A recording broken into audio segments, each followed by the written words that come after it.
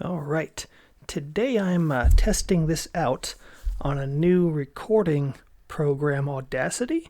Before I was using DaVinci Resolve, so I'm hoping we can adjust a bit of quality here.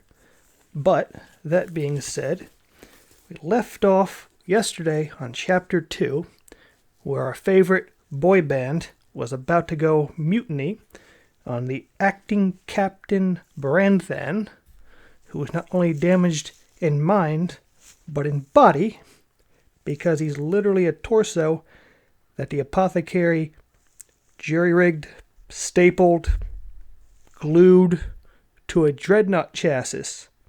So, and they act like that's perfectly cool and normal, which is one of the reasons I love Grimdark. And maybe so do you, if someone's listening to this other than me. So let's get into it. Chapter 3. Council of Traitors, Lunar Voices, Good Kill. Cadmus Tyro walked back onto the bridge of the Sisypheum to see Ulrich Branthan standing at the captain's lectern. Two things he hadn't expected after the mission to Irene Septimus. He buried his shock at Branthan's appearance in a grimace of pain, horrified at what had become of his brother warrior. In his pain-filled delirium, he'd thought Brother Bombastus had returned before remembering his death on the Eldar Crone world. The bridge smelled of hot metal and electricity. Servitors worked to return the various bridge stations to functionality.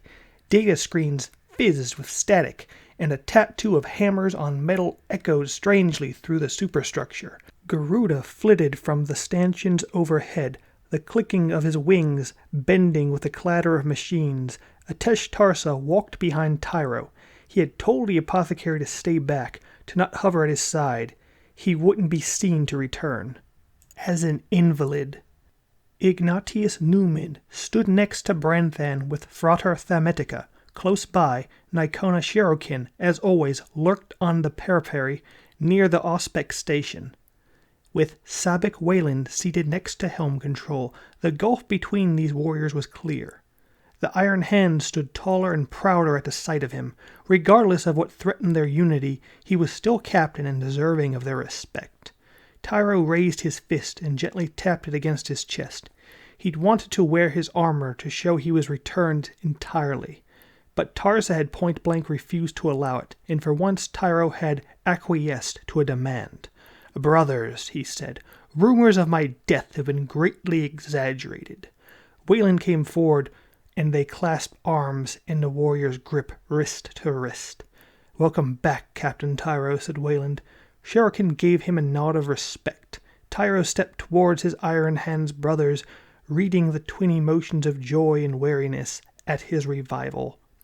Joy, for he was their captain, and had led them into battle against traitors and primarchs. Wariness, because his return might be the unwitting cause of a schism within their ranks.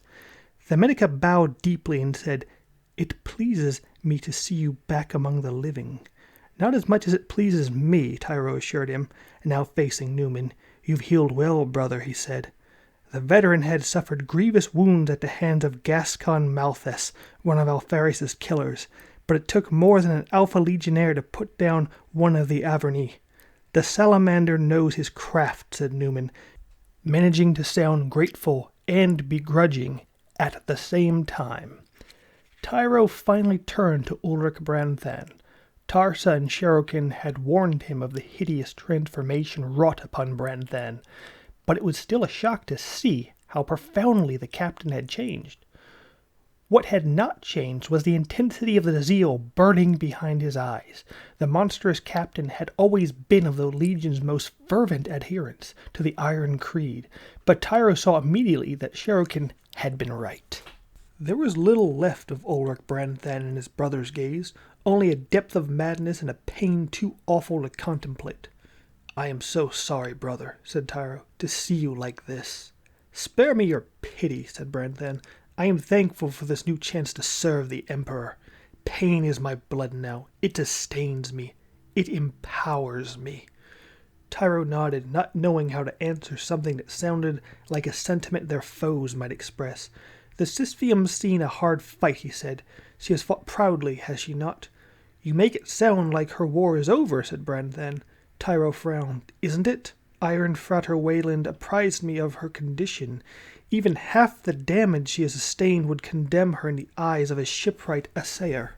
You underestimate the ship, said Branthan, stepping down from the command rostrum and moving from station to station with thudding iron footfalls. She fought her way clear of the massacre on Istvan V and sustained us through years of guerrilla warfare. She broke a traitor blockade and flew through cursed space to a lost world of the Eldar.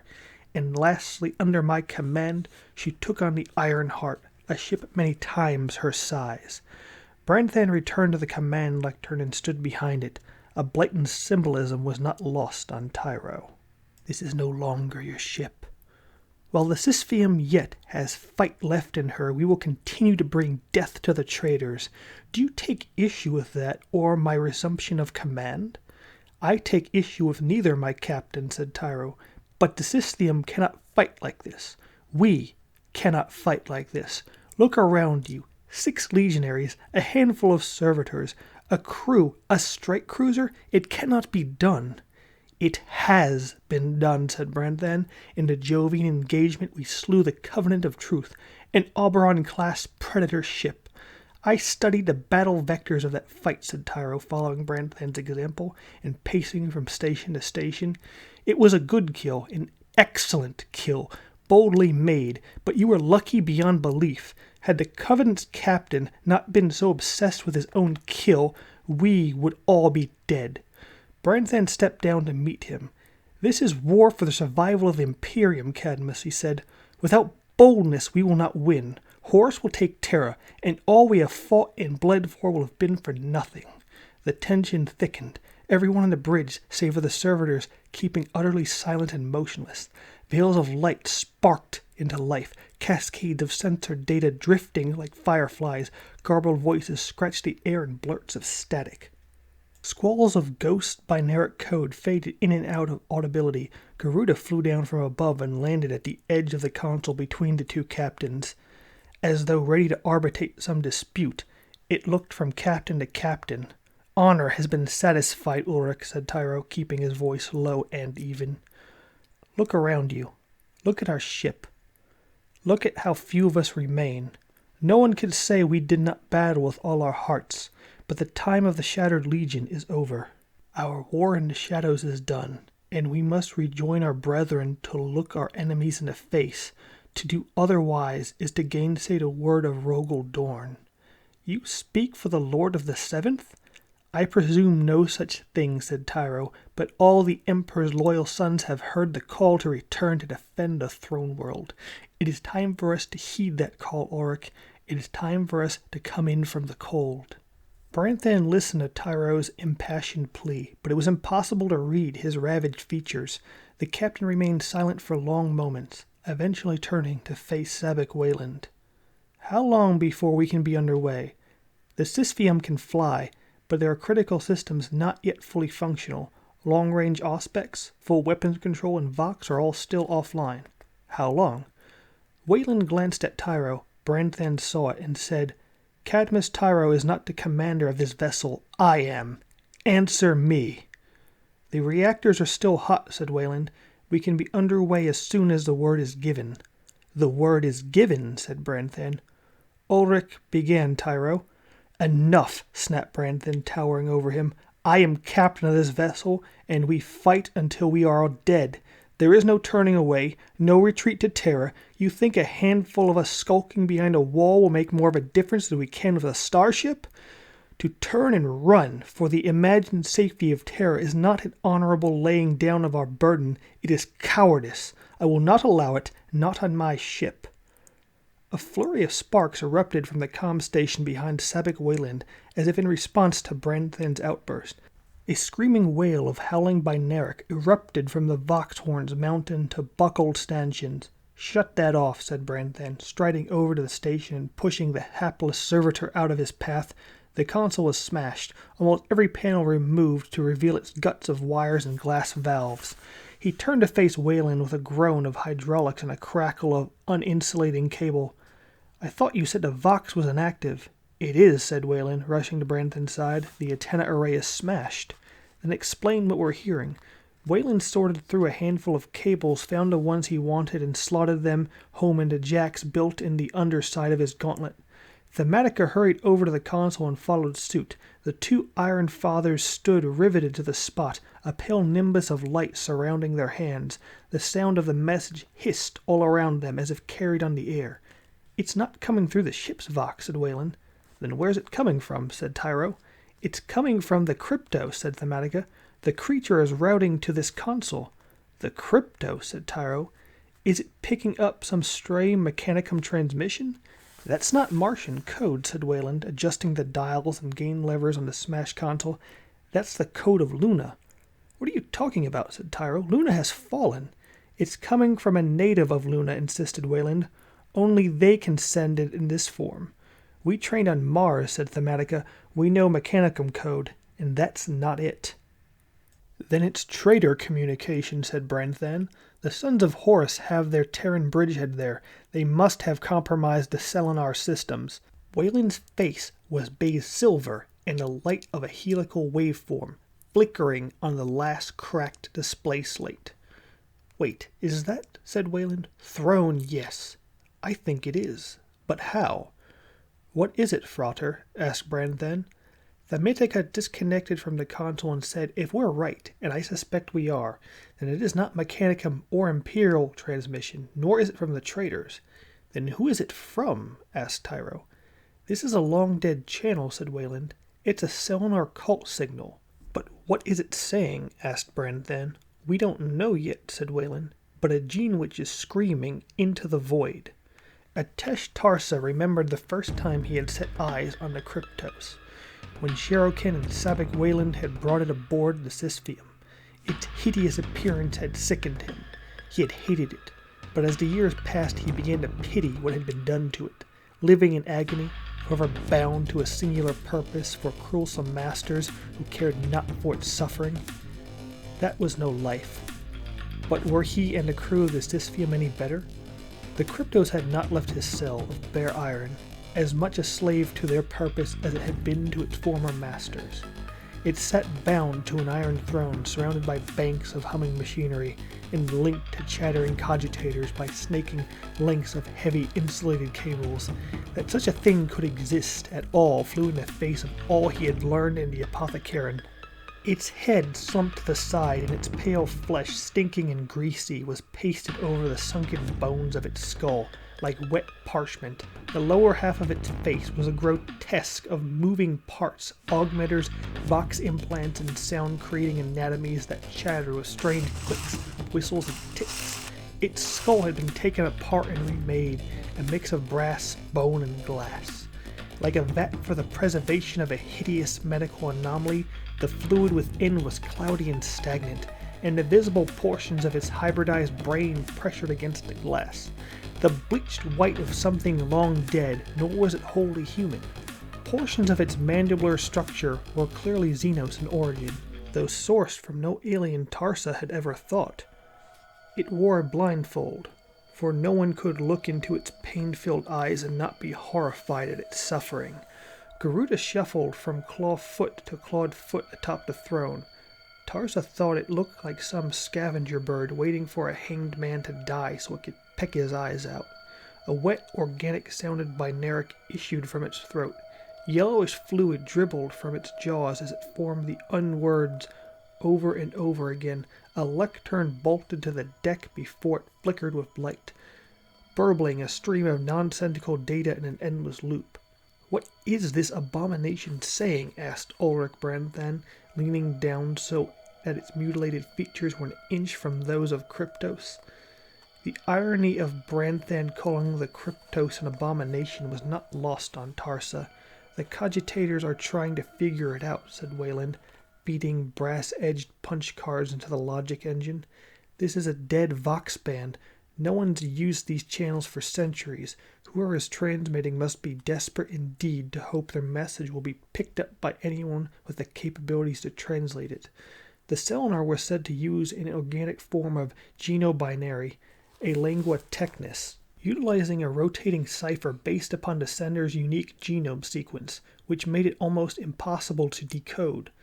So we can't know what it's saying, said Branthan. Ah, I didn't say that, said Thematica, wagging an admonishing finger. Can you break the code and spare me a history lecture? Yes or no?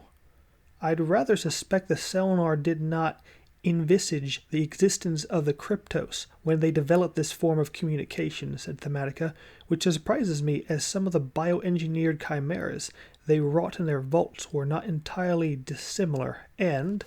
I said yes or no, Frater. Yes, said Wayland, as the cogitator spat out glowing lines of text. You have it, said Thematica. I have it, said Wayland. You were right. I had to run the genome sample back multiple iterations until the Cryptos was able to break it. What does it say, said Tarsa, before the two Iron Fathers could go deep into their technicalities of their cryptography. Wayland nodded and said, It says, These are the words of Talab Vita 37. My iteration is my name. My sequence speaks to the veracity of my words. The wolves are loosed, and Luna falls again. My truth is this. I have failed. For centuries I kept the Magnum Martyr safe, but the first son of Horus calls Abathon to his master. Any who hear this, I beg you to destroy Lunar Dome, Herodotus Omega, wipe it clean of life before he breaks the seventh seal. A shiver ran down Tarsa's spine. The Magna Mater, he said. Do those words mean something to you, Apothecary? Asked Branthan. Yes, it means we must reach Luna with all haste, said Tarsa. Before Branthan could ask anything else, the Cryptos shrieked, paroxysms of agony. Its back arched and it thrashed in the throes of a violent seizure, as the shrieks of something infernal tore through its open mind. Carnager, Carnager, Carnager. Get us out of here, barked Tyro, getting behind the command lectern. Shuriken tried to make sense of what he was seeing on the Auspex station. The display screamed with the lunatic ravings of the incoming vessel. Its ululating howl was a mindless exhalation, insane agony given voice. We're still anchored to the graving dock, said Shuriken, then cast us off. Working on it. The Sisypheum shuddered as enemy munitions detonated on its rear quarter. Work faster, ordered Tyro. A deep bass rumble echoed through the Sisypheum superstructure, the booming clangings of docking clamps disengaging and shuddering vibrations through the deck plates. Releasing, said Shuriken. Now find that ship. The deck tilted underfoot as Tyro pushed power to the drives. Local gravity skewed strangely as the Sisypheum powered away from the mass of the coaling station. More juddering tremors raced the length of the ship, its steel skeleton deforming under the torsion and shearing forces of battle. A powerful explosion rocked the ship. Gravity weakened, then strengthened. Recently repaired systems blew out again. The servitors chattered to one another in squeals of simplified binaric. Where is it, Shuriken? Below us, I think. Show me. Shuriken threw the display onto the screen. Cascades of crackling photons fell in a waterfall of light. Patterns of distortion swam into the illuminations, peak and throws, representing energy signatures, radiation spikes, and patches of heat. Shuriken could make little of what he was seeing, but Tyra was a master of Void War, and immediately saw opportunity in the riot of atomic flares and laser discharges. He's damaged and too eager, said Tyro. His Auspex couldn't clearly distinguish us from the coaling station, so he fired too soon. The horns blared. Carnager, Carnager, Carnager. He's pushing in on our ventral axis, said Tyro, trying to disembowel us. And you know how to prevent that? I fought us clear of Istan 5, didn't I? Then this should be easy. More hits struck the ship's underside, raking fire designated to strip our vessel shields. The Sisypheum's void had yet to ignite, and every hit was a penetrating wound. Fire bloomed alongside jets of freezing oxygen. Their ship was bleeding into the vacuum of space. Please tell me Thematica chose to rearm the prow cannon, said Tyro. I don't know, Captain. Get me a firing solution anyway. A firing solution? How? Weapons control is smashed. Then give it your best guess. Hold on. Shuriken stumbled over to a weapon control as Tyro cut the Sysfium's drive and fired every one of its maneuvering thrusters against their direction of travel. The ship groaned in protest at so drastic a deceleration, compressional forces stressing the keel from stern to bow. Shuriken slammed into the console, freshly welded armor plates tore loose, and hydraulic line blew out all along the strike cruiser's length. Deafening squalls of interference echoed through the vaults of the bridge as close-in deflectors ruptured and the Carnager's course angled upwards in front of the Sysfium. Proximity alarms blared as the two city-sized ships practically grazed one another. "We're going to collide," said Shuriken. He had witnessed two capital ships crashing once before in low orbit over Kayavar. Until the massacre at Istvan V, it had been one of the worst things he'd ever seen. Ancient works of the shipwright's art torn apart by unimaginable forces. 10,000 dead in the first instant, flash frozen by the hard vacuum of space as their hulls ripped open. 100,000 more burned in oxygen-rich fire, sprinting through the wreckage and vaporized everything in their path. The Auspex swelled with EMAG bloom. The Carnager was everything. It blotted out all else with its murder bulk. Carnager, Carnager, Carnager. The signature was so vast it filled the Auspex. Shuriken switched back to the ordinary view through the Oculus Bay. The jagged, blood-daubed hull of the Carnager filled the view screen. "Fire!" yelled Tyro. Shuriken sent the order, hoping against hope that Newman's argument had won out. The bombardment cannon shells traveled the distance to its target in a fraction of a second. Its armor-piercing cone bored through the plating of its command deck half a second later. The Carnager spasmed with the force of the blast. The cone of the explosion plasma jet cutting down while the power soared through the spine of an outflanked foe. The trader vessel's keel was sliced clean through, and the two halves of the ship buckled inwards as though folding at a hinge point. Plumes of fire filled the screen, a blazing inferno devouring every scrap of oxygen within the Carnager. Its hull bulged and blew out as secondary explosions ripped along its length in a cascade of obliteration. The Sysfium powered through the explosion, the light of the Carnager's destruction filling the bridge with the hellish fire of a void death. Warning lights and damage icons lit up across every station, but it didn't matter. The Carnager was dead. "Good kill," said Tyro. Well, that was tasty. I like how detailed the author makes this combat right there. You can really picture it inside your head, those two Gothic ships just slugging it out in the void of space. So it looks like no mutiny at the moment, but the tension sure is consisting through each chapter. So I might be able to get chapter 4 out tomorrow. We'll see. I really need to get back to painting because I'm working on two of my Bloodraven lieutenants right now, and a captain, two captains, and a librarian with some modifications. Mostly the head and a little bit of the bling they got on. I had to cut off because I don't like that. But enough of that.